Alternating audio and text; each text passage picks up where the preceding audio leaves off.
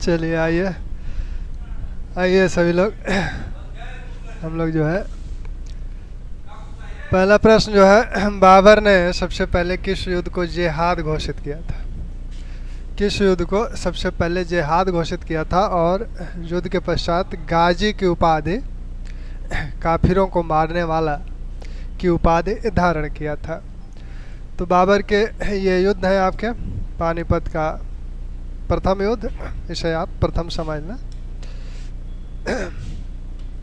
पानीपत का प्रथम युद्ध और ठीक, तो ये आपका 1526 1527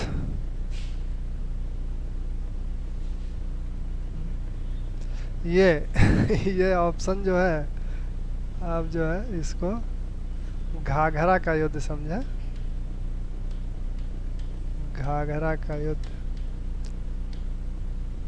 दरअसल प्रश्न टाइप होते हैं जल्दी, उसके बाद करेक्शन का समय नहीं मिलता है तो उसी में थोड़ी सी, तो खैर उसको आप घाघरा का युद्ध, पानीपत, खनवा और आपके जो युद्ध है इसका आंसर बताएं जल्दी। तो सबको जो है चंद्रेश जी, समीरा, ऋतु, प्रकाश चंद्रा, होप एकेडमी, सबको जो है खानवा का युद्ध, बिल्कुल सही आंसर खानवा का युद्ध। 1527 में खानवा का युद्ध में सबसे पहले उसने पानीपत में उसे गाजी, आवाज नहीं आ रही क्या? पानीपत युद्ध में उसे गाजी इसे धर्म युद्ध घोषित करने की आवश्यकता नहीं पड़ी, क्योंकि यहाँ जो जिससे युद्ध हो रहा है वो भी इस्लाम धर्म का ही अनुयायी है। इब्राहिम खान लोदी से युद्ध हो रहा है, यहाँ जो युद्ध हो रहा है राणा संगा से युद्ध हो रहा है। तो 1527 में यहाँ इनको 1527 में यह घोषित करना पड़ा। और इसके बाद जो चंदेरी का युद्ध हुआ 28 में, इस चंदेरी के युद्ध में भी इसने इसे भी जिहाद घोषित किया था। तो इसे भी जिहाद घोषित किया था, लेकिन सबसे पहले ये युद्ध हुआ है, तो सबसे पहले की बात की जा रही है तो आपका खानवा का युद्ध। ठीक, इस युद्ध में राणा संगा से, इसमें इब्राहिम लोदी ही पहला शासक था दिल्ली का जो युद्ध में मारा गया। और विक्रमादित्य जो ग्वालियर के शासक थे वो भी इनके साथ आने लगा। अच्छा, तो इनके साथ मारे गए थे इब्राहिम लोदी के साथ पानीपत के युद्ध में। घाघरा का युद्ध अफगानों के साथ हुआ था, बंगाल में जो अफगान थे, क्योंकि बाबर की जो परिस्थितियां थीं, बाबर के अनेक दुश्मन हैं। बाबर जब आता है तो पंजाब में बहलोल लोदी हैं, उसे बुलाते हैं। आलम खां लोदी गुजरात में थे। फिर इब्राहिम लोदी का जब निधन हो गया तो उसका भाई महमूद लोदी, और महमूद लोदी राणा संगा से जाके मिला। राणा संगा ने महमूद लोदी को क्या दिल्ली का सुल्तान घोषित कर दिया, और फिर वो शक्तियां मिल गई थी। तो खानवा का युद्ध एक महत्वपूर्ण युद्ध था। पानीपत का युद्ध से भी महत्वपूर्ण युद्ध खानवा का युद्ध था, क्योंकि खानवे के युद्ध में राणा संगा उस समय राजपूताना की सबसे बड़ी शक्ति थी, और उसे पराजित करने के पश्चात अब निश्चित हो गया कि बाबर का भारत में साम्राज्य स्थापित हो जाएगा। पानीपत के बाद राणा संगा ने तो यहाँ राणा संगा क्या रहे, एक तरह से तटस्थ रहे। तटस्थ इस उम्मीद में थे कि हो सकता है बाबर आया है और फिर जो है इब्राहिम लोदी और बाबर के बीच संघर्ष होगा, तो या तो एक समाप्त हो जाएगा, एक बचेगा, या दोनों की शक्तियां कम हो जाएंगी। और उनका मानना था कि ये बाह्य आक्रमणकारी है, आया है फिर चला जाएगा। लेकिन जब बाबर यहाँ रहने के लिए, जब यह स्पष्ट हो गया कि बाबर भारत में अपना साम्राज्य स्थापित करेगा, क्योंकि बाबर के पास और कोई चारा नहीं था, न तो मध्य एशिया में कोई चारा था, न ही ईरान में चारा था। काबुल और कंधार को जीतने के पश्चात तो भारत के विषय में सोचने लगा था, क्योंकि मध्य एशिया में उसका साम्राज्य विस्तार उज्बेकों ने रोक दिया था। ठीक, दूसरे प्रश्न पे आए। बाबर ने तुलगमा युद्ध पद्धति कहाँ से सीखा था? तुलगमा युद्ध पद्धति किससे सीखा था? उज्बेकों से, उस्मानियों से, ईरानियों से, तुर्कों से। तो बाबर ने अनेक, शुभम जी गुड इवनिंग, बाबर ने अनेक युद्ध पद्धतियों का प्रयोग किया है, जिसमें तुलगमा भी एक युद्ध पद्धति थी, उस्मानी युद्ध पद्धति। तो इसके साथ तो तुलगमा में उसने क्या, तुलगमा का मतलब क्या था? तुलगमा का मतलब ये था कि बाएं और दाएं, केंद्रीय सेना है, केंद्रीय सेना के पीछे बाएं और दाएं एक रिजर्व सैनिक रहते थे और ये चक्कर लगाकर शत्रु पक्ष पर पीछे से आक्रमण करते थे, चक्कर लगाकर शत्रु की सेना पर पीछे से आक्रमण करते थे। यही तुलगमा पद्धति है और ये उज्बेगों से इसने सीखा था। ठीक, ईरानियों से इसने बंदूक चलाना सीखा था, बंदूक का प्रयोग। तुर्कों से इसने घुड़सवारी और तीरंदाजी सीखी थी। ठीक, दूसरा का ये बिल्कुल सही आंसर। तीसरा का, किसने कहा था कि दमन की तलवार की अपेक्षा प्रेम और कर्तव्य की आस्था द्वारा इस्लाम का प्रचार कहीं अच्छी तरह किया जा सकता है? किसने कहा था दमन की तलवार की अपेक्षा प्रेम और कर्तव्य की आस्था द्वारा इस्लाम का प्रचार कहीं अच्छी तरह से किया जा सकता है?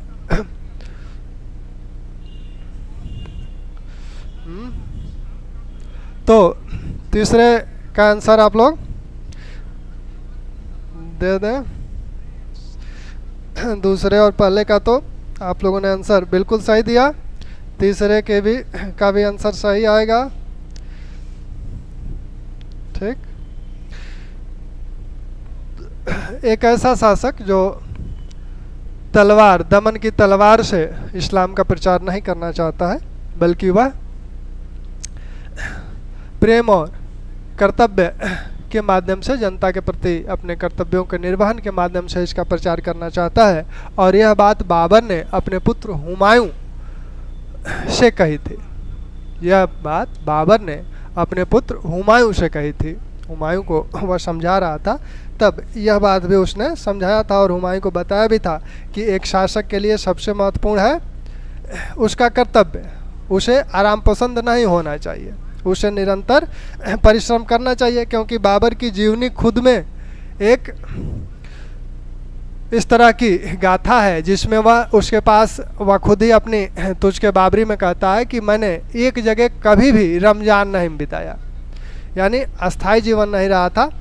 बाद में तो ऐसा भी हुआ कि उसके समरकंद तो चला ही गया, गजनी भी उसके हाथ से चला गया और वह शासक भी नहीं रहा, तो पहाड़ियों में भटकता रहा था।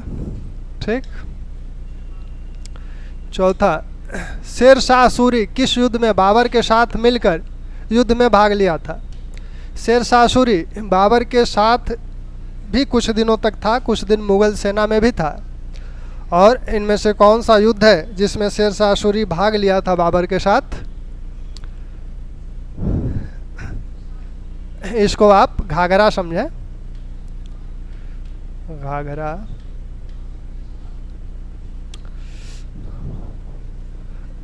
इनके आप अप्रैल 1526, खानवा 1527, 1528, 1529। तो किस युद्ध में? चौथे का ए आंसर नहीं है, चौथे का बी आंसर है। चंदेरी के युद्ध में वह बाबर के साथ था और इसी समय बाबर ने कहा भी था शेरशाह के समय में कि यह बहुत ही चालाक अफगान है और वह अफगानों पर विश्वास नहीं करता था। बाबर हुमायूं से भी यह बात कहा था कि अफगानों पर विश्वास मत करना, और इस युद्ध में शेरशाह उसके साथ था। और यह उसने कहा भी था क्योंकि शेरशाह जब बिहार से उसकी जागीर जब उसके भाइयों ने उस पर अधिकार कर लिया था, तब वो कुछ समय के लिए वह मुगल सेना में शामिल हो गया था। वही समय है। ठीक, बाबर ने हुमायूं और कामरान के बीच साम्राज्य का विभाजन, साम्राज्य का बंटवारा किस अनुपात में किया था? बाबर अपने साम्राज्य का बंटवारा अपने पुत्रों में किया था। हुमायूं, कामरान, अस्करी और हिंदाल, चार पुत्र उनके जो हैं, तो हुमायूं और कामरान के बीच उसने स्पष्ट रूप से अनुपात का निर्धारण किया था, लेकिन अस्करी और हिंदाल के संदर्भ में उसने कोई अनुपात नहीं बताया था, वो हुमायूं के ऊपर छोड़ दिया था, इतना कहते हुए कि अगर तुम्हारे भाई कोई गलती भी करते हैं तो उन्हें क्षमा कर देना। लेकिन यहाँ उसने अनुपात निर्धारित कर दिया था।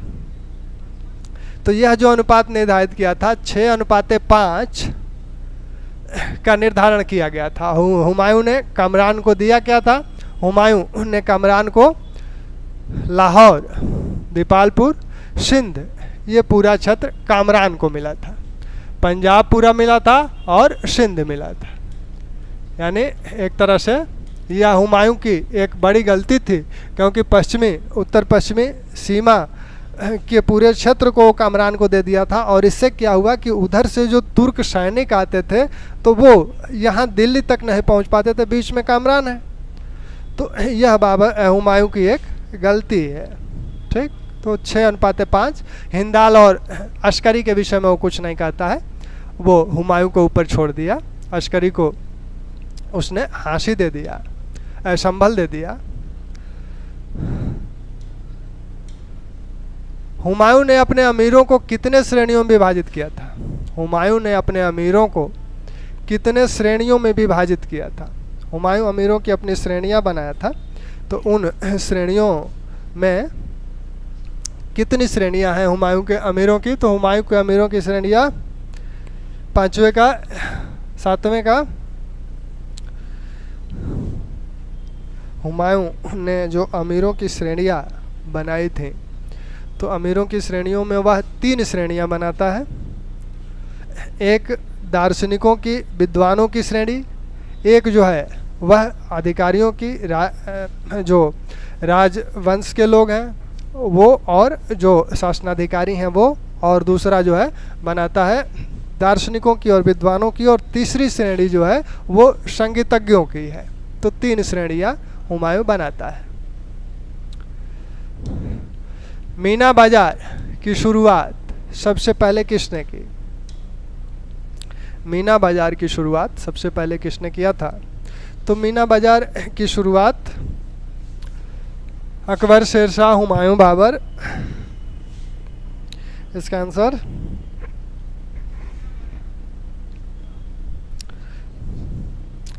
एट।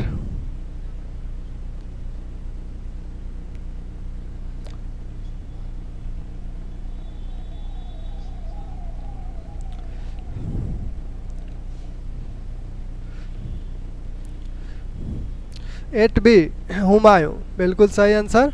हुमायूं ने इसे नावों में शुरू किया था। पहले ये बाजार नाव में लगता था, अकबर ने इसे विस्तारित रूप दिया। और मीना बाजार में होता क्या था कि जो राज परिवार से संबंधित महिलाएं होती थीं और जो राजपूत सरदार हैं वो लोग इसमें भाग लेती थी, वहीं अपनी दुकानें लगाती थी, उसी में खरीदारी होती थी। कुल मिला के ये उन राजपूत जो राजवंश हैं उनसे मेल जोल बढ़ाने का एक तरीका था, और इसी में अकबर विभिन्न शादियां आदि भी तय होती थी इसी मीना बाजार में। ठीक। शेर शाह को शेर खां की उपाधि किसने दी थी?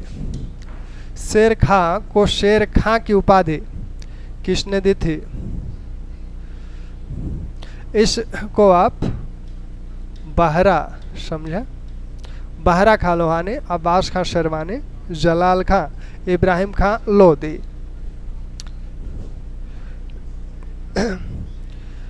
प्रकाश चंद्र जी, यह किसका आंसर है? सी। प्रकाश जी 9 का आंसर शेर खां, शेर शाह को शेर खां की उपाधि।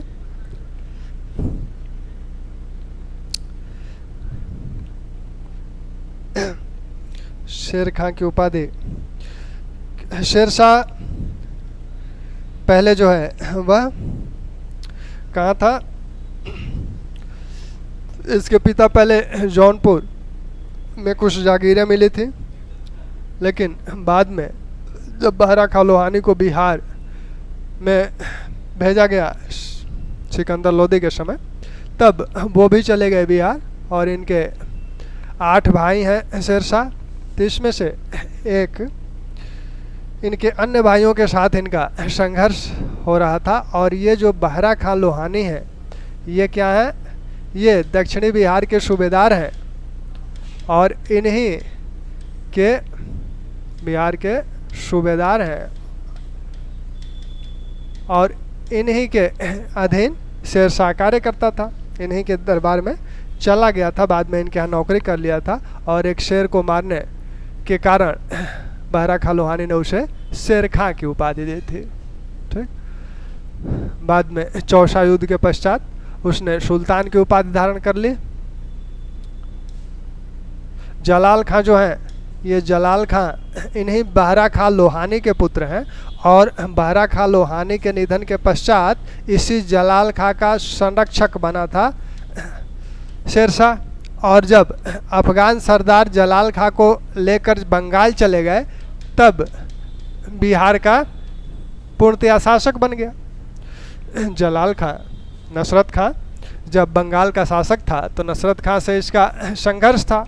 यहाँ बहरा खां लोहानी के दरबार में शेरशाह की बढ़ती उच्च स्थिति को देखकर यहाँ के जो इनके अफगान सरदार थे, अन्य जो अफगान सरदार थे, वो इस बात को पसंद नहीं करते थे, विभिन्न षड्यंत्र करते थे। जब इनका निधन हो गया, जलाल खां संरक्षक बना, तब इन लोगों ने नसरत खां से सहायता मांगी शेरशाह के विरुद्ध। हालांकि उसने आक्रमण भी किया लेकिन सूरजगढ़ के युद्ध में पराजित हुआ था। बाद में क्या हुआ कि अफगान जो सरदार थे वो खुद ही जलाल खां को लेकर बंगाल भाग गए और जब जलाल खां खुद ही चला गया तो बिहार पूरा, इसके दक्षिणी बिहार पूरा शेरशाह के अधीन आ गया। किसने स्थानीय अपराध हेतु स्थानीय उत्तरदायित्व, स्थानीय अपराध हेतु स्थानीय उत्तरदायित्व का सिद्धांत अपनाया था? यानी स्थानीय रूप से अगर अपराध हो रहा है, कहीं किसी गांव में अपराध हो रहा है या किसी परगना में अपराध हो रहा है, तो वहीं के लोगों का इस अपराध को रोकने का उत्तरदायित्व होगा। ये गांव में हो रहा है तो उसका उत्तरदायित्व मुखिया का होगा, परगना में हो रहा है तो उसका उत्तरदायित्व रोकने का आमिल का होगा। तो इस तरह की बात किसने शुरू की थी? 10 किसने स्थानीय अपराध हेतु स्थानीय उत्तरदायित्व का सिद्धांत अपनाया था? तो शेरशाह 10D बिल्कुल सही।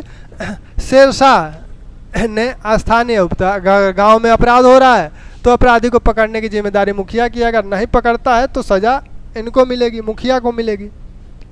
ठीक। हुमायूं के किस युद्ध में हुमायूं की किस युद्ध में एक निजाम नामक भिस्ती ने जान बचाई थी? हुमायूं की जान निजाम नामक भिस्ती ने किस युद्ध में बचाई थी?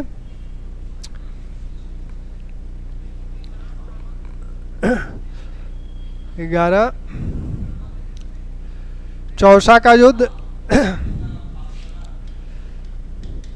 1539, चुनार का युद्ध 1531-32, कनौज 1540,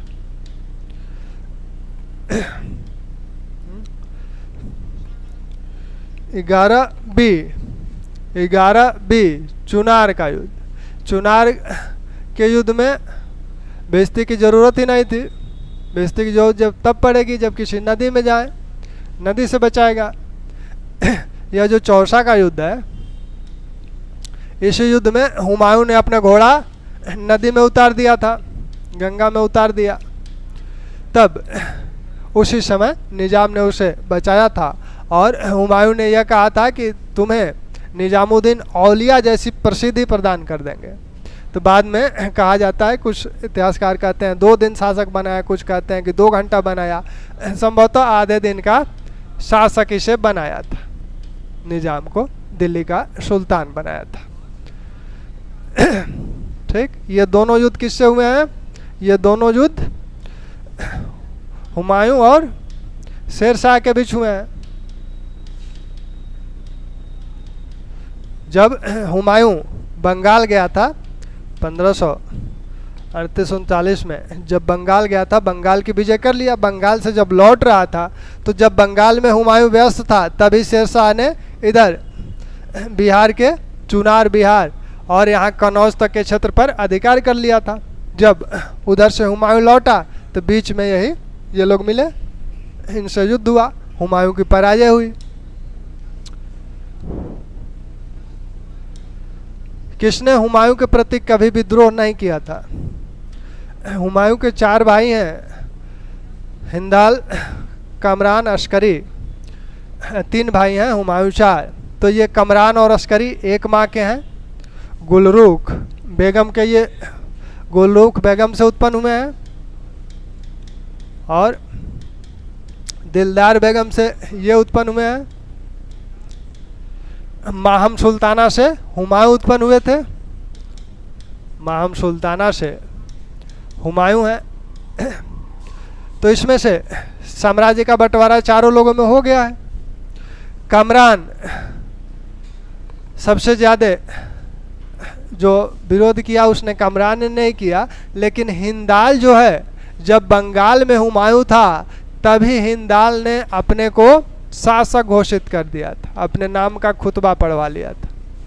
हिंदाल, इन तीनों भाइयों में से हिंदाल ऐसा है जो हुमायूं के रहते हुए खुद को शासक घोषित कर दिया, विद्रोह करके खुद को शासक घोषित कर दिया। लेकिन हिंदाल के साथ एक और खासियत है कि हिंदाल हुमायूं के साथ युद्ध करते हुए मारा भी गया। हिंदाल जो है यह हुमायूं के पक्ष में युद्ध करते हुए मारा भी गया था। हालांकि इसने शासक स्वयं को घोषित किया था लेकिन मारा भी गया था। विद्रोह करने वालों में अगर कहें तो अस्करी नहीं किया।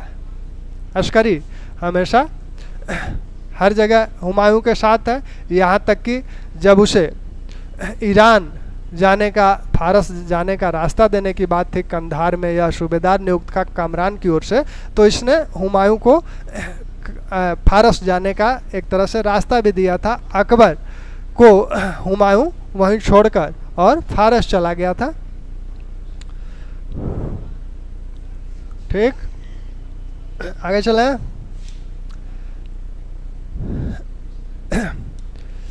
किस युद्ध के पश्चात शेरशाह ने कहा था कि मुट्ठी भर बाजरे के लिए मैं हिंदुस्तान के साम्राज्य को प्रायः खो चुका था? किस युद्ध के पश्चात शेरशाह ने कहा था मुट्ठी भर बाजरे के लिए मैं हिंदुस्तान के साम्राज्य को प्रायः खो चुका था?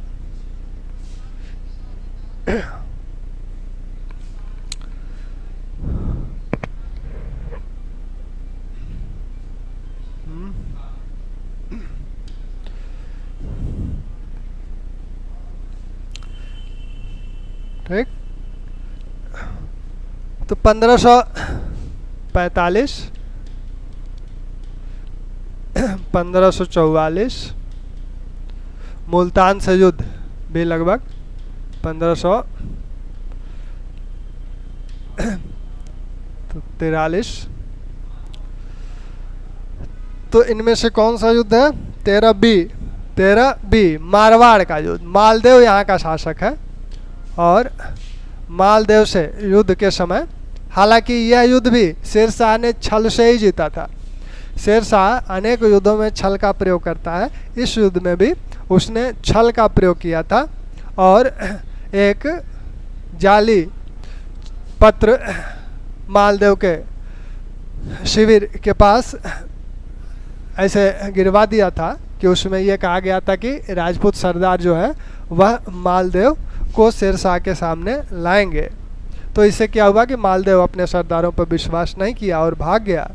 बाद में कुछ सरदारों ने, जैता के नेतृत्व में कुछ सरदारों ने यह कलंक मिटाने का प्रयास किया, लेकिन अंततः युद्ध शेरशाह ने जीता। तो यही मारवाड़ के युद्ध में उसने कहा था कि प्राय खो चुका था एक मुट्ठी भर बाजरे के लिए। कालिंजर के युद्ध में ही मारा गया 1545। इसी में उक्का नामक अस्त्र चलाया जा रहा था और उसमें बारूद फटने से उसकी मृत्यु हुई जल के। तो जल के मरने वाला भी यही सुल्तान है। वहाबियों ने कब लॉर्ड मेयो की हत्या अंडमान में कर दी थी? वहाबियों ने कब लॉर्ड मेयो की हत्या अंडमान में कर दी थी? अमीर अली वहाबी नेता था और उस पर जो है एक मुकदमा चला था और कलकत्ता हाई कोर्ट ने उसे सज़ा दे दी थी। इसी के विरोध में वहाबियों ने लॉर्ड मेयो की हत्या अंडमान में की। तो अगर लॉर्ड मेयो का आपको कार्यकाल ध्यान है तब खुद ही इस प्रश्न को आप कर लेंगे। नहीं ध्यान है फिर भी प्रयास कीजिए। अन्य की अगर कार्यकाल आपको ध्यान है तो वहाँ से भी इस प्रश्न को आप कर सकते हैं।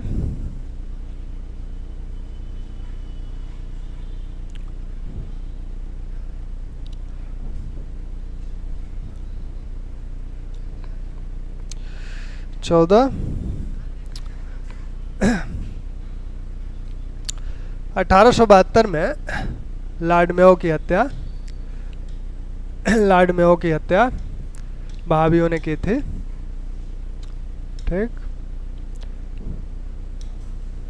किसने कहा था कि कोई कितना ही कहे परंतु स्वदेशी राज्य सर्वोपरि होता है? स्वदेशी राज्य सर्वोपरि होता है। किसने कहा था कि कोई कितना भी कहे लेकिन स्वदेशी राज्य सर्वोपरि होता है, विदेशी राज्य नहीं।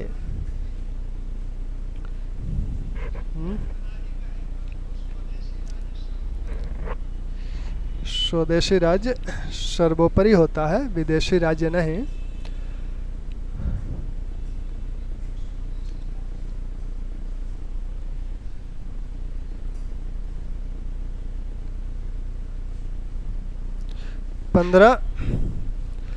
दयानंद सरस्वती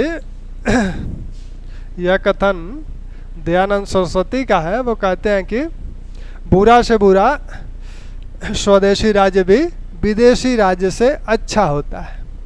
कथन को इस रूप में भी अगर कहा जा रहा है तो भी आप दयानंद सरस्वती को ही लगाएं कि बुरा से बुरा स्वदेशी राज्य भी विदेशी अच्छे से अच्छे विदेशी राज्य से अच्छा होता है।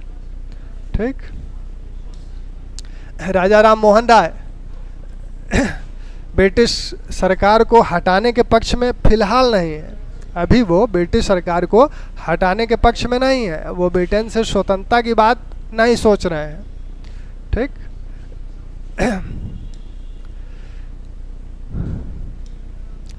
Indian civil service act 1861 Indian civil service act 1867 बना था के तहत परीक्षा में शामिल होने की अधिकतम उम्र उस समय यानी 1861 में कितनी निर्धारित की गई थी?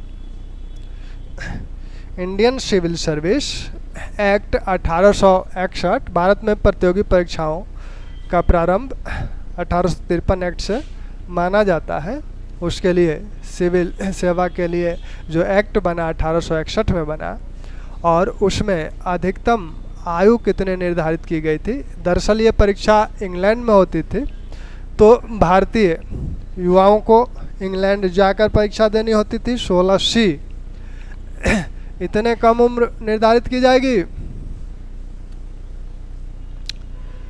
1861 में यह उम्र है 22 वर्ष। 1866 में यह हो गई 21 वर्ष और 1877 में इसे किया गया 19 वर्ष। लॉर्ड लिटन के काल में इसे 19 वर्ष किया गया। ठीक। 1863 में सबसे पहले सत्येंद्रनाथ टैगोर ICS परीक्षा पास करने वाले प्रथम भारतीय हैं। 1869 में कई लोग परीक्षा पास किए जिसमें आपके सुरेंद्रनाथ बनर्जी हैं, बिहारी लाल गुप्ता हैं, RC दत्त हैं। तो ये बड़े नाम 1869 में पास किए थे। तो इसका ध्यान रखिएगा। 61 में 22 वर्ष निर्धारित की गई थी। 66 में इसे कम करके 21 वर्ष किया गया। 77 में और कम करके 19 वर्ष कर दिया गया। इसे कम करने का मकसद ये था कि अब भारतीय ICS परीक्षा पास कर रहे थे तो पास न करें, कम से कम भारतीय इसमें परीक्षा में शामिल हो सकें, इसलिए इस उम्र को घटाया गया था। और इसी को संदर्भ में सुरेंद्रनाथ बनर्जी ने आंदोलन भी किया था। लेकिन सबसे पहले आयकर का प्रावधान कब किया गया था? भारत में आयकर की जो बात की गई थी वो सबसे पहले कब की गई थी?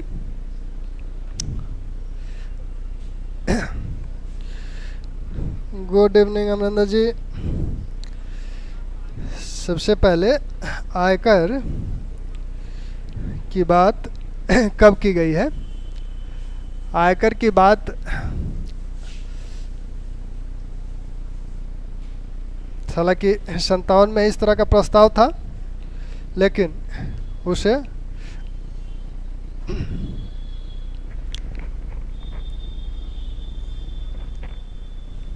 सत्रह बी बिल्कुल सही आंसर, 17 बी 1860 में। विल्सन भारत के प्रथम वित्त मंत्री भी माने जाते हैं और उन्हें भेजा गया था, और उन्होंने 1860 में आयकर, ये था 200 से 500 रुपये तक की जिनकी वार्षिक आय है उनके 2% लगाया गया था, और 500 से ऊपर जिनकी है उन पर यह लगाया गया था 4%। हालांकि बाद में इसे समाप्त कर दिया गया 5 वर्ष बाद 65 में। फिर 65 में जो है सर्टिफिकेट टैक्स नाम से एक कर लगा, हालांकि बाद में उसे फिर आयकर कर दिया गया। तो 1860। बंगाल प्रेसिडेंसी में स्वदेशी के प्रति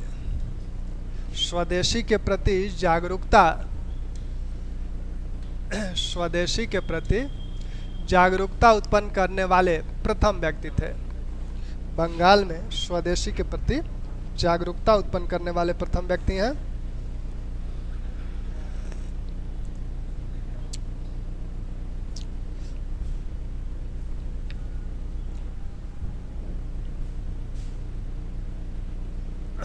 स्वदेशी के प्रति जागरूकता की बात की जा रही है। तो इसमें राजनारायण बसु,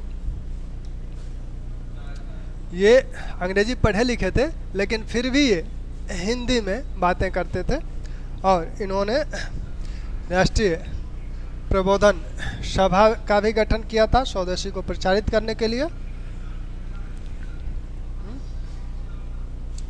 और पंजाब में स्वदेशी को प्रचार नामधारी आंदोलन राम सिंह कुका जो है वो कर रहे हैं। ठीक,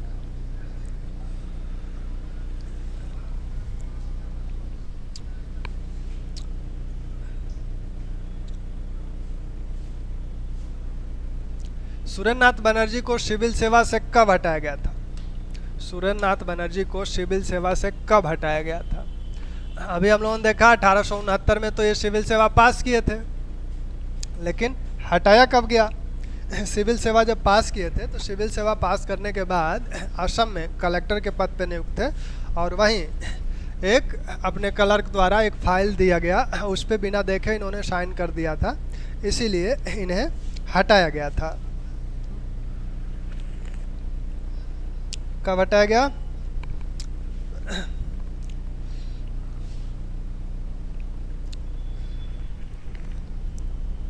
सुरेंद्रनाथ बनर्जी ने इंडियन एसोसिएशन का गठन किया 1876 में, और इंडियन एसोसिएशन द्वारा सबसे पहला जो आंदोलन चलाया गया वो सिविल सेवा से संबंधित आंदोलन ही था। सिविल सेवा की परीक्षा भारत में कराई जाए, और इसे 1876 में तो ये इंडियन एसोसिएशन का गठन ही कर देते हैं। तो सेवा में रहते हुए एक राजनीतिक दल का गठन करेंगे।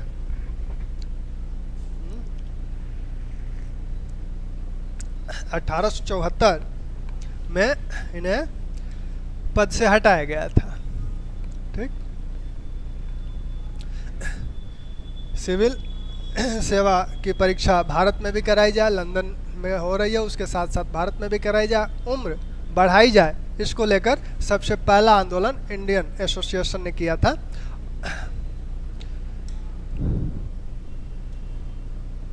निम्नलिखित कथनों में से असत्य कथन को चिन्हित कीजिए।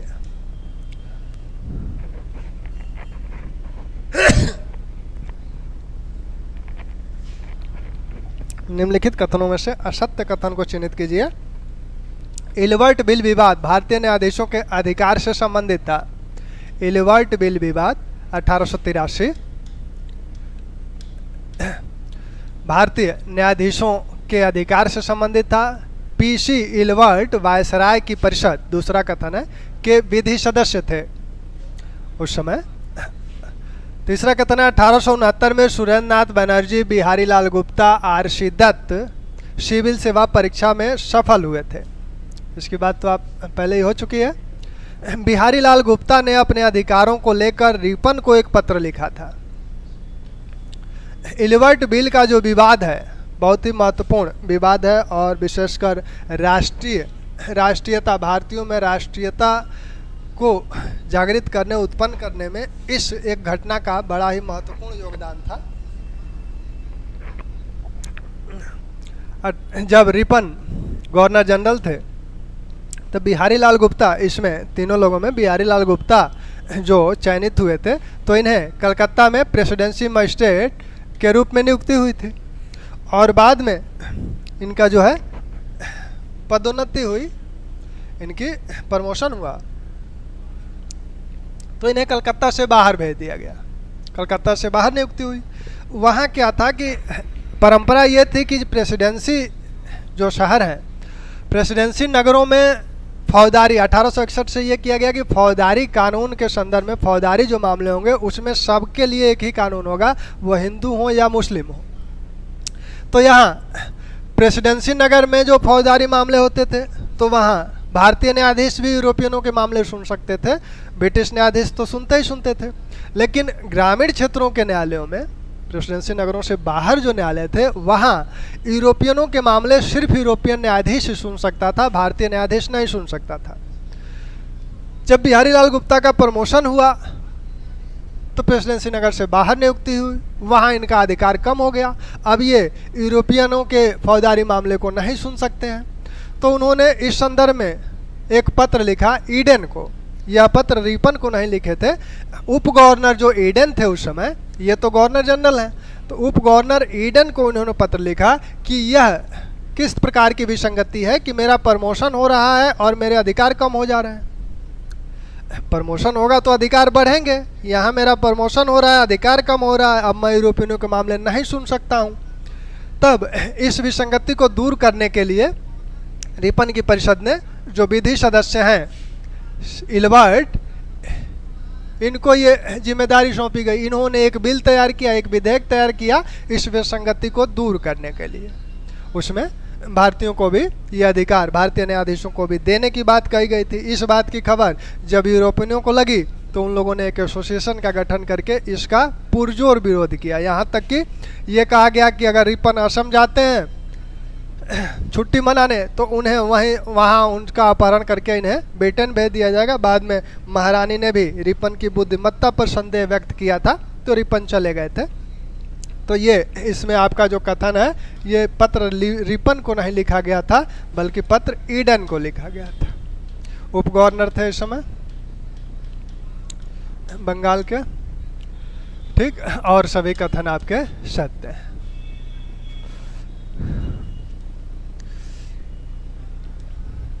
निम्नलिखित कथनों में से असत्य कथन को चिन्हित कीजिए। 1 जनवरी 1877 को आयोजित दिल्ली दरबार का आयोजन लिटन ने किया था। 1877 का जो दरबार आयोजित किया गया था दिल्ली दरबार, उसका आयोजन लिटन ने किया था, पहला कथन है। दूसरा कथन है 1903 का दिल्ली दरबार। 1903 के दिल्ली दरबार में सम्राट एडवर्ड सप्तम और अलेक्जेंड्रिया, उनकी जो पत्नी थी अलेक्जेंड्रिया, पधारे थे। तीसरा जो कथन है 1911 के दिल्ली दरबार में महाराजा जॉर्ज पंचम और महारानी मेरी आई थी। चौथा है महारानी मेरी को पटियाला की महारानी ने एक गले का हार भेंट किया था। ठीक, तो चारों कथनों में से 1877 का जो दिल्ली दरबार है उस समय अकाल पड़ा है, इसके बाद यह दिल्ली दरबार हो रहा है, बड़ी आलोचना हो रही थी, लिटन का कार्यकाल है, तो पहला कथन तो सत्य है। और इसी दिल्ली दरबार में सुरेंद्रनाथ बनर्जी भी उपस्थित थे और वहीं पर अखिल भारतीय स्तर का कोई पहला संगठन बनाया गया था। पत्रकारों का पहला संगठन, अखिल भारतीय स्तर का पहला संगठन इसी दिल्ली दरबार में बना था।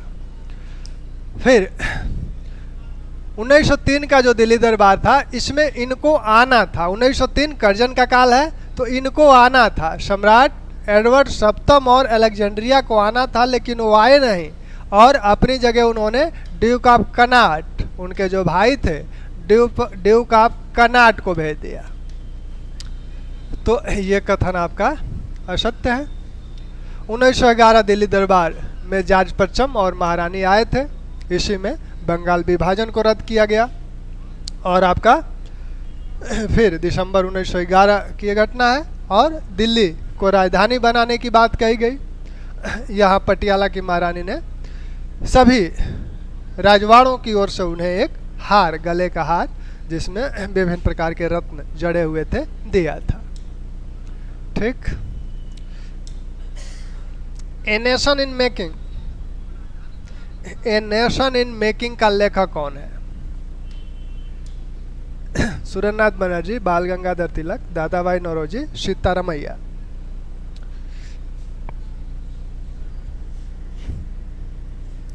ए नेशन इन मेकिंग के लेखक बी आंसर किसका है प्रभाकर जी?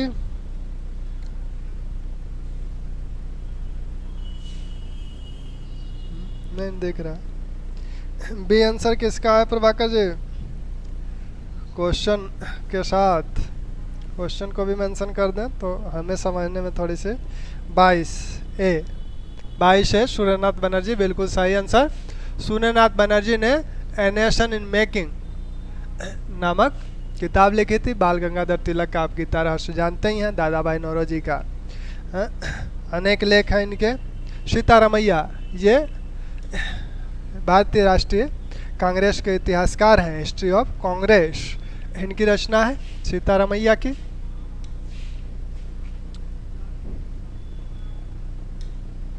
अकादमिक एसोसिएशन के संस्थापक, अकादमिक एसोसिएशन के संस्थापक कौन थे?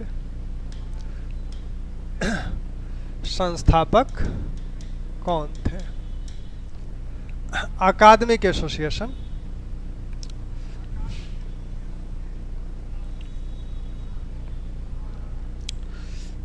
अच्छा 21 का था। 23 अकादमिक एसोसिएशन के संस्थापक हैं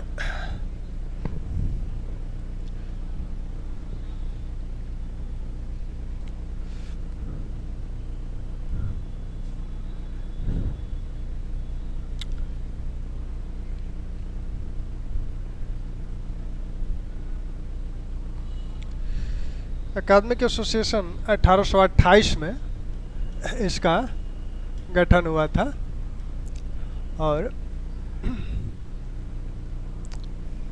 इसकी स्थापना 23 बी नहीं है, डेरेजियो ने अकादमिक एसोसिएशन का गठन किया था 1828 में। वो विद्यार्थियों को कॉलेज के बाद विद्यार्थियों को लेकर बैठते थे और विभिन्न विषयों पर स्वतंत्रता, विभिन्न प्रकार के जो कुरीतियाँ हैं उन पर विचार विमर्श करते थे। तो अकादमिक एसोसिएशन उनके द्वारा गठन किया गया। इनके निधन के पश्चात 1838 में एक्विजिशन ऑफ जनरल नॉलेज का गठन इनके अनुयायियों ने किया था। एक्विजिशन ऑफ जनरल नॉलेज का गठन इनके निधन के पश्चात 1838 में किया गया था इनके अनुयायियों द्वारा। ठीक। सूची 1 सूची 2 को सम्मिलित कीजिए और नीचे दिए गए कूट से सही उत्तर का चयन कीजिए। गलत नहीं, गलत हो गया तो सही भी होगा। Land holder society, Bengal British Indian society, British Indian association, Deccan association. ये कांग्रेस के पूर्व के कुछ प्रारंभिक राजनीतिक संगठन है भारत के। और सबसे पहला जो संगठन है 1836 का बंग भाषा समिति है। उसके बाद लैंड होल्डर सोसाइटी है। तो लैंड होल्डर सोसाइटी जो है आपके 38, Bengal British Indian association 43, British Indian association, Bengal British Indian association, British India association, इसका पूरा नाम British India association 1851, Deccan association 1852। ये दोनों, इन दोनों का विलय इसमें हो गया ब्रिटिश इंडिया एसोसिएशन में।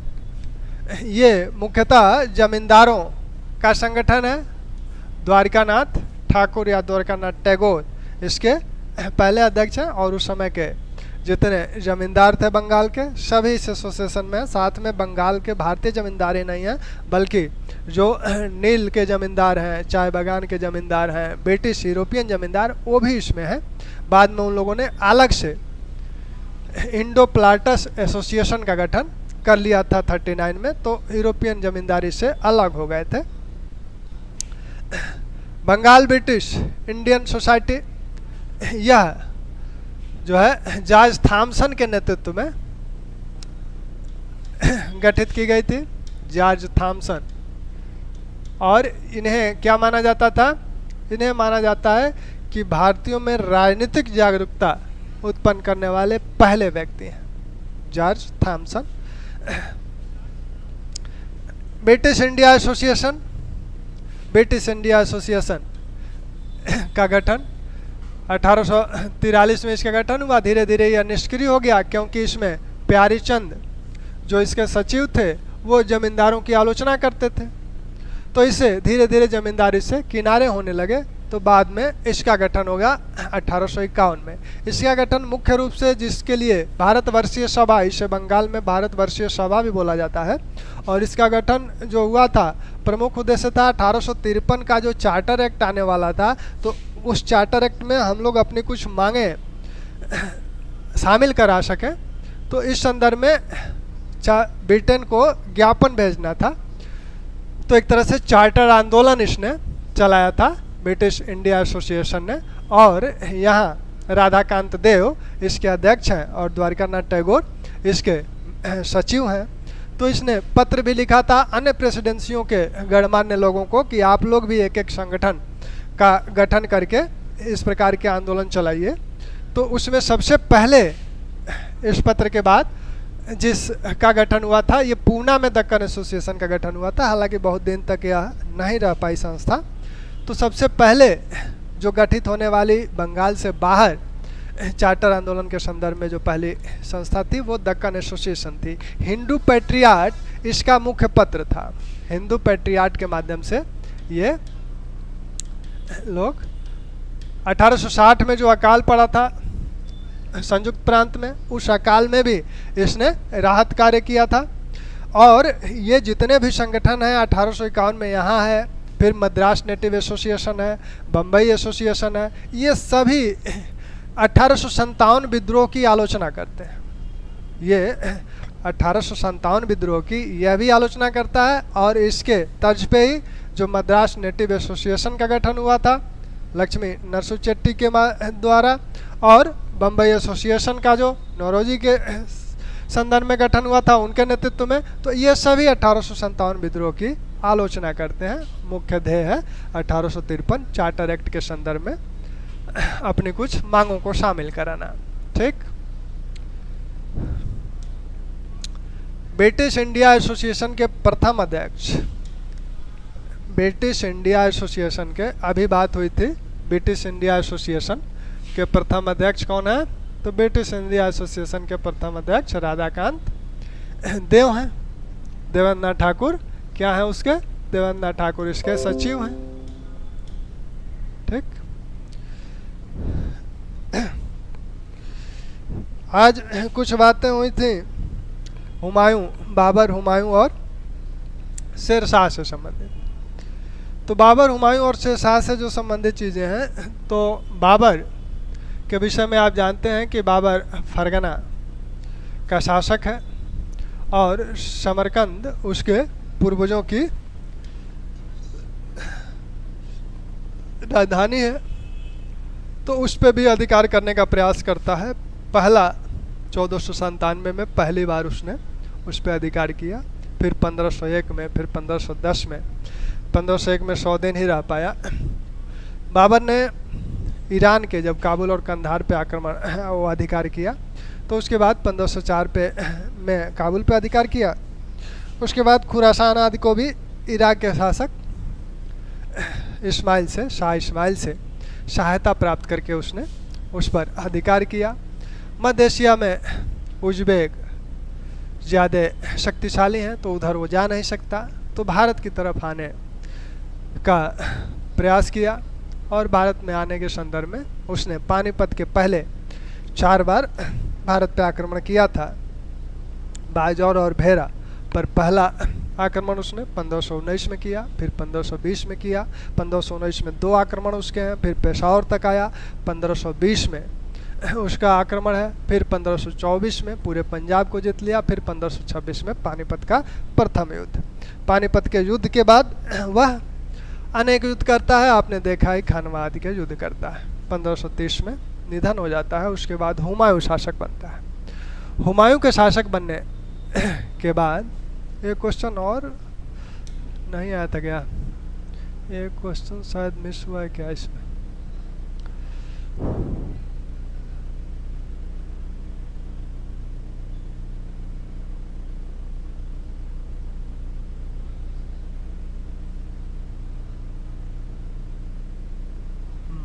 ये क्वेश्चन संभवतः नहीं आया था। तो हुमायूं जो शासक बना, तो हुमायूं शासक बनने के बाद क्या किया? उसके सामने भी अनेक कठिनाइयाँ हैं। कठिनाइयाँ ये हैं कि अभी अफगानों की शक्ति को तोड़ा नहीं गया है। इब्राहिम लोदी का निधन भले हो गया, लेकिन उसके भाई महमूद लोदी हैं, और महमूद लोदी के साथ साथ गुजरात का शासक बहादुर शाह है, जो सभी अफगानों का नेता था। इधर शेरशाह की भी शक्ति बिहार में धीरे धीरे बढ़ रही थी। तो इन्हीं परिस्थितियों में हुमायूं के साथ संघर्ष होता है। हालांकि उसने बहादुर शाह को तो पराजित किया, गुजरात और मालवा पर विजय किया, लेकिन गुजरात और मालवा की विजय जितनी आसानी से की गई थी, उतनी आसानी से ही गुजरात और मालवा उसके हाथ से निकल भी गया था। तारदी बेग के और हिंदाल के निष्क्रियता के कारण या कहिए लापरवाही के कारण गुजरात और मालवा उसके हाथ से निकल गया। शेरशाह सबसे बड़ा उसका एक तरह से क्या हुआ, शत्रु साबित हुआ।